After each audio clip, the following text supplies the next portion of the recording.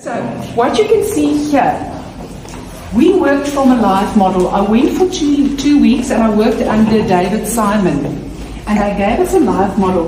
The reason why I'm showing you this, I just quickly, within 5 minutes time, I want to run you through the process of being able to create a bronze sculpture. People, it's a little miracle. When that thing comes out in bronze, it's actually a little miracle. Because it starts in clay. This is plasticine. You know the play clay that we used to play with as kids. It used to come in different colors. Yeah. This is what we work with. So it's an oil-based clay.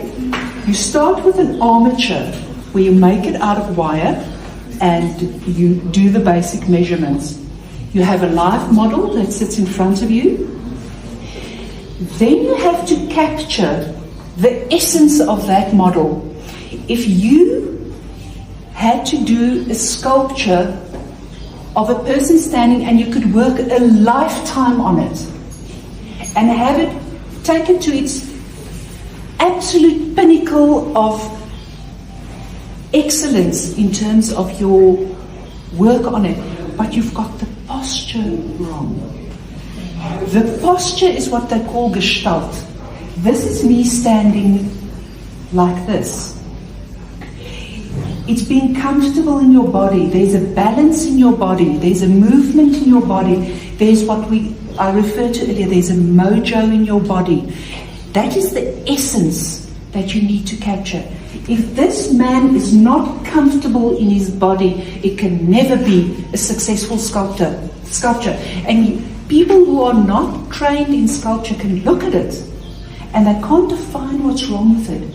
But you can see it's wrong. Something's wrong. Something's off. Everything measures out. Everything is perfect. But this man is not comfortable in his body. So what we do is, now enough of that. What we do is we sculpt this. Now the next step is I have to make a mold of this because this is not a permanent medium. I make a mold out of rubber. I put rubber over it. I divide it into sections and I put either plaster of Paris or resin over it. Then I take the pieces off and I take the clay out. Now I sit with a negative imprint. My next step is I close that thing and I pour hot wax into it.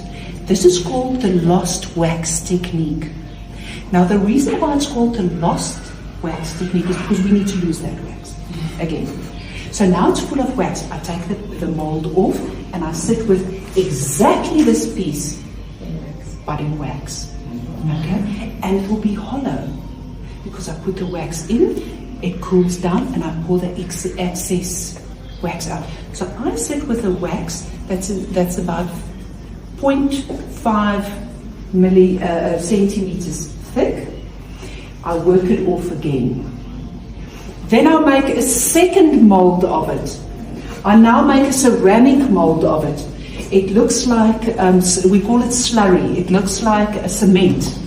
And you paint it over layer by layer by layer. And then you put it in sand, very fine sand, and you put the layer of slurry over it.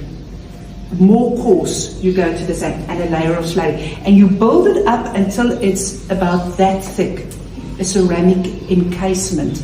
Then you open it up. No, you don't open it up. You put it in a kiln. And then all the wax, you heat it up, and all the wax that's inside burns out and flows out. Now you sit with a ceramic mold that's hollow inside, with a negative imprint of this. And inside that is another core because it must be hollow. And that's where you go to the earth in a hole and you make a fire and you put bronze in there like we did before Christ. Okay. it's just as primitive as it used to be still. And then you melt that and you take your mold and they pour that hot bronze in there. When it cools down, you put it down, and with a hammer and a chisel, you start freeing that sculpture out of there, and then you have to sandblast it, and then you have to work it off with a grinder. If this thing was life size, it would have been probably 8, 9, 10 pieces that need to be welded together. It needs to be worked off again. This takes tremendous amount of man hours to do. That's why I say it's a little miracle. And when that is done,